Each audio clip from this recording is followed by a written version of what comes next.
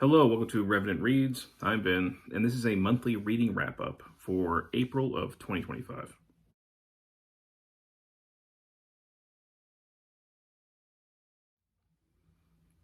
So this wrap-up is coming very late. It is now June, but I've had a very busy almost 2 months now.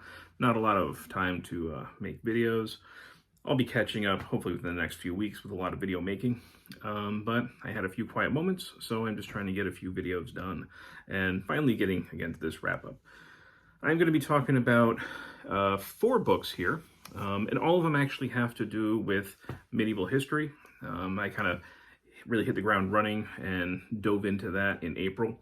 I read all of these for Historathon 2025. That is a year-long reading event where we read, discuss, and celebrate nonfiction history. We divide the year up into quarters, each quarter being 3 months long, and each quarter looking at a different time period. So the quarter that we're in right now is quarter 2. That looks at the years 500 to 1500. And what I basically read was stuff on Vikings and Anglo-Saxons. One of the big things that I read was coincided with another reading event, that is Sagalong. Sagalong 2025.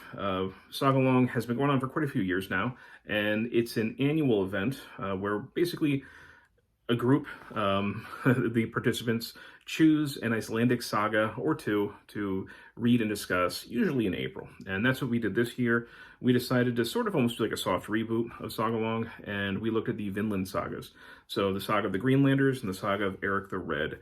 And I have a whole video where I talk about my thoughts on both of those. It's kind of one of those rambling videos because that's what I do. All of my videos are unscripted and informal. So if you want my specific thoughts on those, please check that out. If you've never read the Vinland sagas, they are very short. They are a nice little introduction to the way that the medieval sagas were written, back obviously in Iceland. Yeah, they deal with the Viking age. Even though they were written after the Viking age, they're still very, very entertaining and nice little windows into the past. So yeah, I would definitely recommend those. I also read in the beginning of April, I looked into some Vikings, at least their society, Norse society. And this is one of the most interesting ones that I read in April. This is The Return of the Dead, Ghosts, Ancestors, and the Transparent Veil of the Pagan Mind by Claude Lecouteux. Hopefully, again, I don't know if I'm saying that right. But this basically looks at the pre-Christian conceptions of afterlife, and especially of the dead returning, as the title implies. So we're talking ghosts and revenants. How did they see the dead? And what we really get, mostly he's using a lot of saga evidence here, but I think we do get a little bit of archaeological stuff in here, but I think it's mostly saga evidence. He paints the picture of a world, the Viking or Norse worldview, where the dead are still present. The dead, the ancestors, those who have passed, they're not gone. In fact, they're practically active members of the community. They are somebody who would have been consulted. They would have been sought out. They would have been magical means to try and communicate.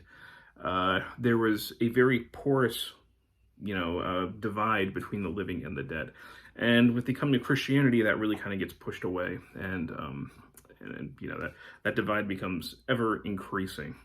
And I thought this was actually really, really fascinating. Again, all of these books I have made much more detailed videos of or about, giving my thoughts. I usually call those Fresh Red Kills videos. So if you want my further thoughts on any of these, you can go and check those out. But I would definitely recommend this one.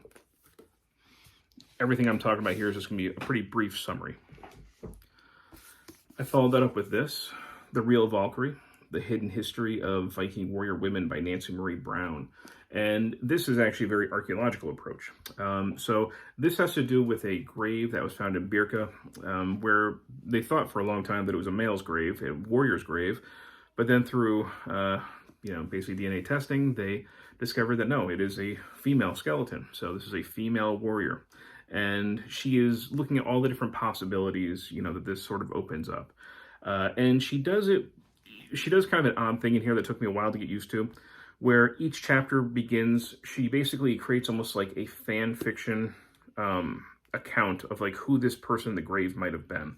And it's not meant to be like an argument that like this is who it was. No, she's just kind of giving this, like, again, almost like a fan fiction fantasy. Fantasy might be a little bit too too misleading.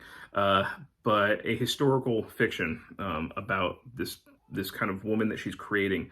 And she does that as an example of who this person might have been. Each chapter begins with that piece of fiction, but then the rest of the chapter is what I really liked, where she goes into all the archaeological evidence, or, you know, what she's drawing on archaeologically to kind of paint that fictional picture. And I really like that. And I thought that she did a really great job with that. It was a great window into daily life, into the Norse world. And yeah, I would recommend it for that. Like I said, that whole fiction part, it took a little bit getting used to, but I'm glad that I did. Sorry, I got a very loud plane going over my house right now that distracted me for a moment. Then I switched from the Viking/Norse to the Anglo-Saxons. And first I read this, The Anglo-Saxons, A History of the Beginnings of England, 400 to 1066 by Marc Morris. This is geared towards an everyday reader, is not academic, and it is very much a political overview of power structures and people in charge. So it's a lot of talk about kings. It's a lot of talk about also the church, the growing church power and the people involved in that. You're not going to get a huge amount when it comes to things like daily life of Anglo-Saxons or the development of Old English, or, you know, those are things that I really enjoy. Like I said, that the Real Valkyrie, that book I was just talking about, she does a really good job with that, and those sorts of things excite me. That being said, that stuff is not in here, but he does a good job of explaining, the various kings and a lot of the more important battles that occurred, and basically, especially when the Vikings start invading, the power struggles that were going on. So it's a really good recap. The book actually, it looks a lot bigger than it is. It's only about 400 pages. I feel like it feels like a thicker book. It looks like a thicker book, but it's pretty manageable, and it doesn't take that long to read. So I would recommend it for people interested in the Anglo-Saxons if you want that sort of, political lens. And lastly, I read the Deor Horde. Hopefully I'm starting to say that right now. An Old English Bestiary by Hana, Videen. And she had written Word Horde, which I really, really liked. And in that one, she looked at Old English words and used it as sort of a window with which to look back on Anglo-Saxon society. And she's doing the same sort of thing here, but she's doing it through animals. So Deor, this is where we get the word deer from, but back in Anglo-Saxon times, it really just meant any kind of animal. So she has compiled all these different Old English text instances where they talk about animals, and it's actually not an extensive list. I mean, it's kind of limited in how many resources actually talk about them, and she's compiled her own Old English bestiary out of it. There wasn't one that existed back then, so she kind of made her own, and it's very interesting. One of the things I said in my little more extensive discussion was that because of the sources that we're drawing on, a lot of them are religious. A lot of the discussion of these animals ends up being about how they are used as Christian allegory, which gets a little bit tiresome after a while. But towards the end, when we start getting into the creatures, because she starts with creatures that are very recognizable and ordinary to really the kind of extraordinary as you go on. By the time you get to the end with the extraordinary, I found it really, really fascinating. You're talking about, of course, like monsters and things that are in Beowulf and stuff like that, and that just really captured my imagination. So I would still recommend this. It's just, if you had to choose this or Word Horde to read, I would definitely pick Word Horde, but this was a nice sequel. And that's it. So those are the things that I read in April of 2025. As I said, this is just kind of a quick summary. I have more extensive videos about all of these that you can go back and check out if you are interested in it. So I read the Sagas of the Iceland, not the whole thing, but just the Vinland Sagas in here. I read the Anglo-Saxons, the Real Valkyrie, the Return of the Dead, and the Deor Horde. If you read any of these, love to hear your thoughts. And as always, thank you, booktube.